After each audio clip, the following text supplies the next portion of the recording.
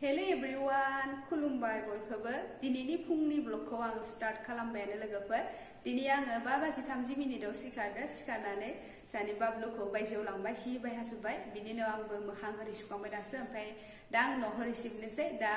टाइमा जादों 6:15 दा आङो न'आव रिसिभ लांसै लोगोफोर नोंथांमोनाबो आंनि ब्लगखौ मोजां मोनोबा नायलांबाय थादो जोबजासिम दा आङो उसुंनिफ्रायनो स्टार्ट खालामनोसै माने न' सिबनायखौ नै लोगोफोर सानाबो गोजौ जाबोबायानो सान्दुं ओंखारबोबाय दा बाहेराव निहिर माबा गोलैजोबना दङ थान्दा आरो बाहेराव न' सिङाव अलप गरम दानि इखो जानि बाबलुखौ बाहेराव लांनायाव गुसु थान्दा गोजांदों ओमफ्राय सुइटार गानलायबाय आङो साना गोजौ जौबोबायानो दा आं न'आव रिसिभ लोगोफोर होनबा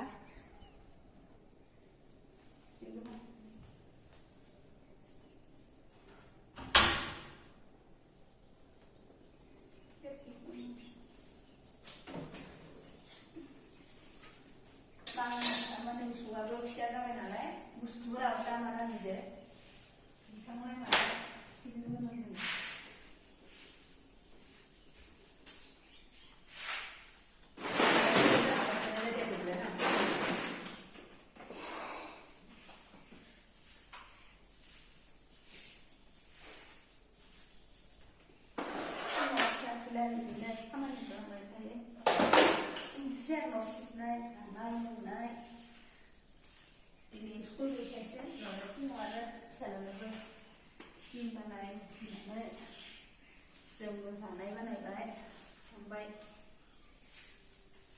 दैलि बेनो खामानिया जानाय लोंनायानो संनाय खावनाय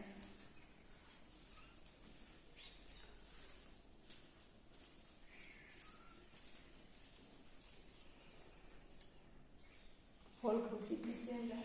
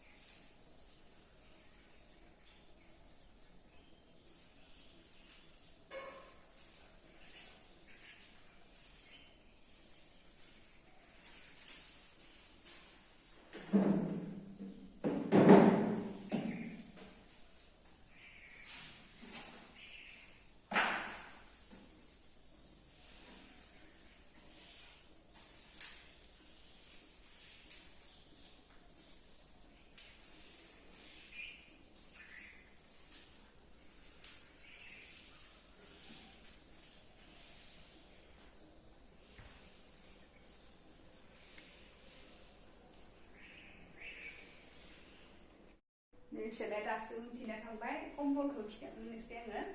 कम्बल थिखांग्रोना लानानै न'खौ सिबनोसै सम गैया नालाय बियाबो दसे गोबाव उन्दुबाय कम्बला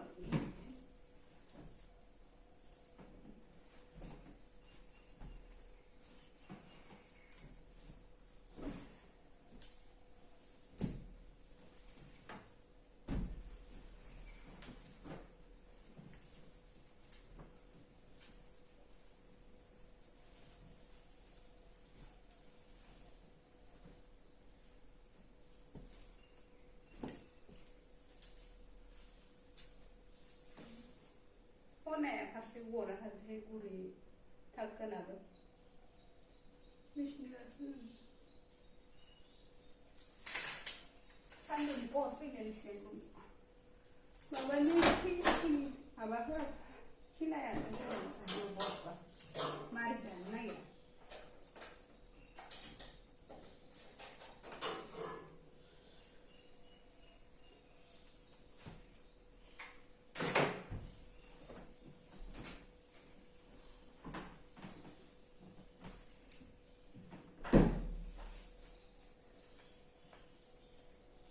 सिबोलांनोसै ओमफ्राय दा आङो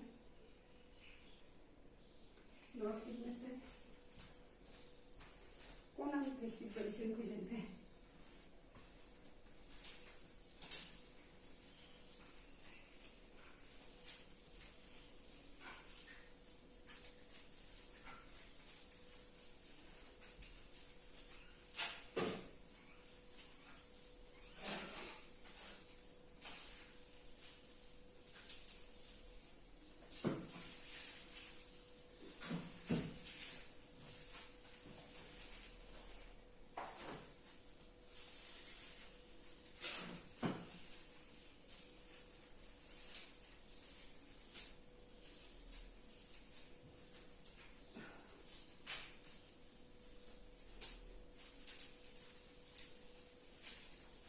जोंनि खामानिया इनो लोगोफोर संनाय जानाय सिबनाय न' दुवार साफा खालामनाय इनो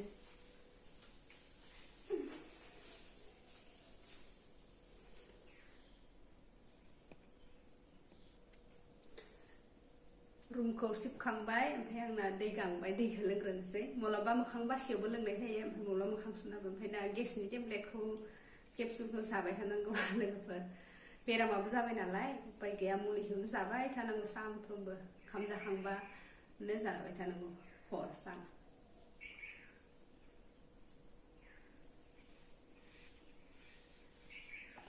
मुलिखौनो दासिमबो बुरैलांबाय जानो हाया माने ओरै दोनग्रोनानै माने ओरै थांनोनो नागिरा माने मुलियानो थाबाय थायो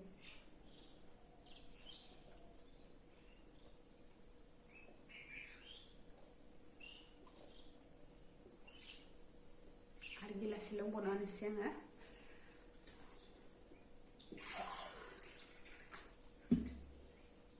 गिलाससे लाबोबाय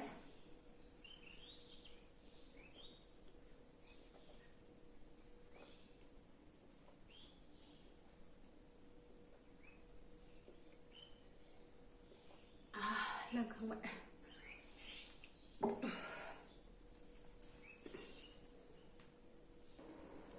बे रुम मोनसेखौ सिबबायनोसै जिया नालायसैलाय मैयासो माने सुना होजोबदोंमोन आङो संनाय जादिया बेयाव रावबो थानाय जाया माने आलासि फैबा थानाय रुम माख्रा जलाबो खाबाय थायो गिदिर माबायाव न' सिबा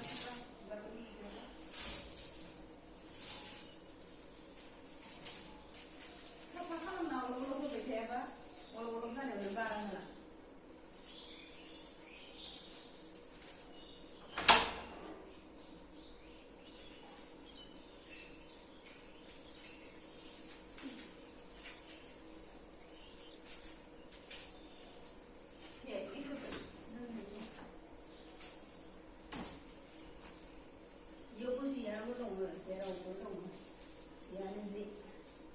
बायनायावनो जिफोराबो बारा जालांजोब्बाय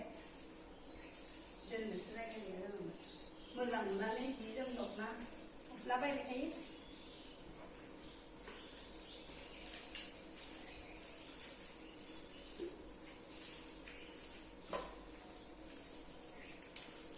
मैयानो लिरखादों आङो रुमखौ रबिबारल' नालाय रबिबारल' नांलाय रेसे जोंना आरो लिरबाय थानोबा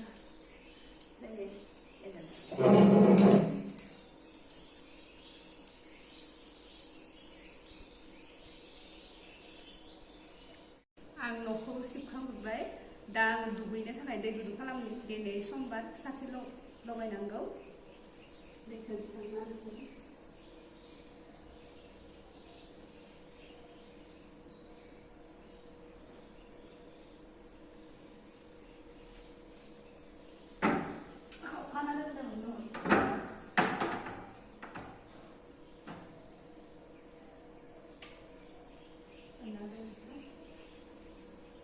फिसालानो साहा फुदुंना होनोसै आङो दैखौ गुदुं खालामना होबाय आं दुगैखां ओरिखां लाबाय दा मन्दिरखौ सिबनोसै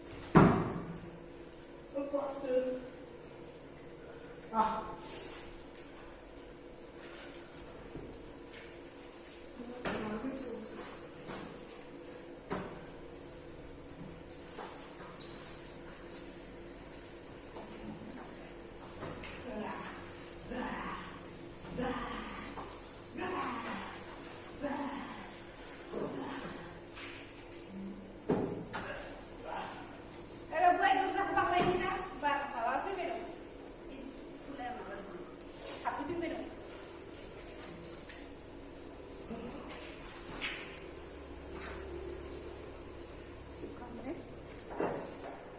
गन्दैखौ लिरना लानोसै आरो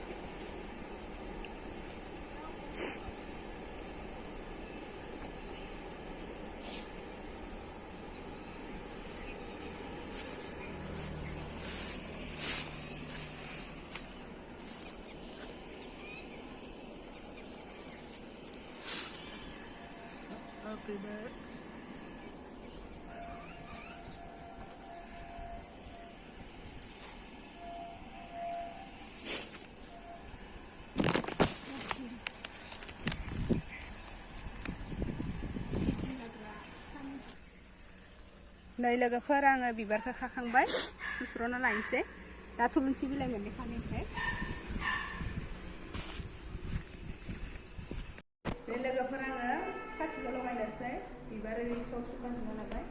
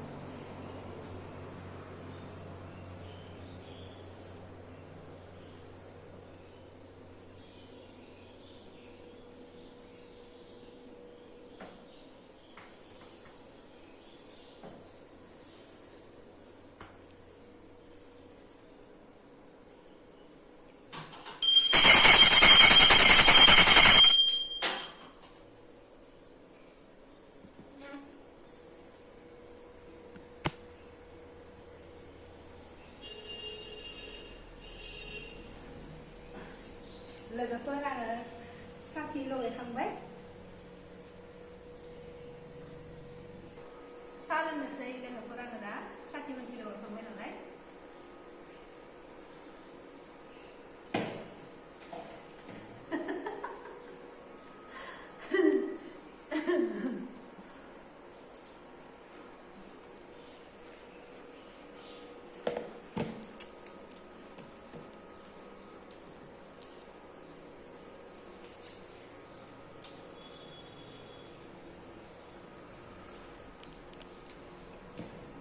लोगोफोर दिनैनि ब्लगखौ आं बेखिनियावनो दोनथ'नाय जासिगोन नेक्स्ट ब्लगाव लोगो मोनफिन